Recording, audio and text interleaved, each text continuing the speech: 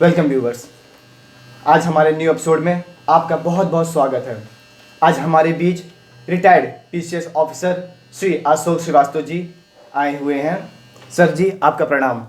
हमारे केंद्र में आपका बहुत बहुत स्वागत एवं अभिनंदन है। आज हमारे व्यूवर्स को आप ये बताइए कि हमारे देश का नाम भारत वर्ष कैसे पड़ा।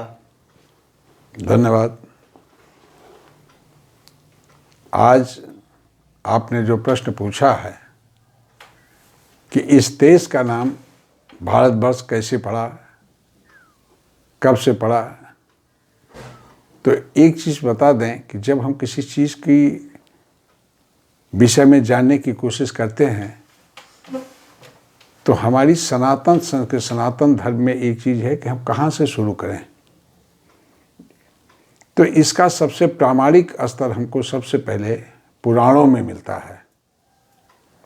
पुराणों में महाभारत काल में सबसे जो प्रचलित व्यवस्था है कि कर्ण ऋषि की पुत्री शकुंतला से उत्पन्न राजा दुष्यंत और शकुंतला की संतान भरत के नाम पे इस देश का नाम भारत पड़ा।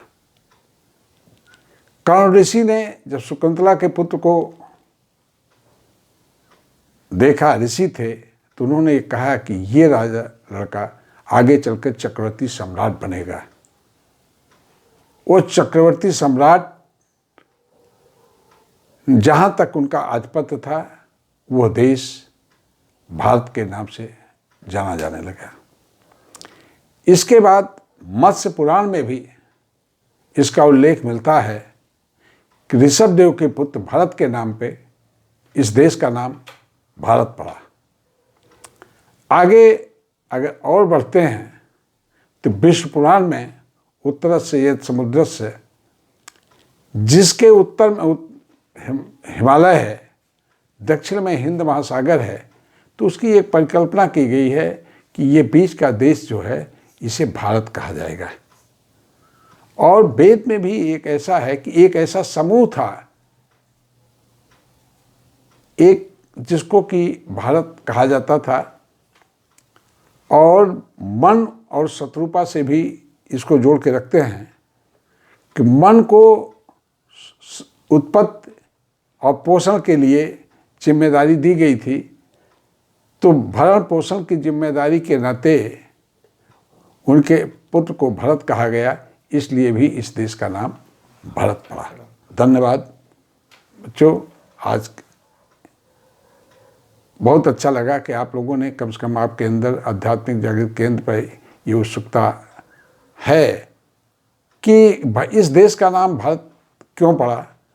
और आज एक चीज़ बता दें, इस पर हमारी संविधान सभा में भी बहुत बड़ी बहस हुई, लेकिन संविधान के पहले आर्टिकल में आया है, India that is called Bharat shall be the union of states।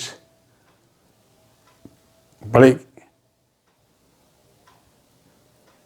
उसके साथ ये कहना पड़ता है कि आज हमारे साथ इंडिया को भी जोड़ दिया गया।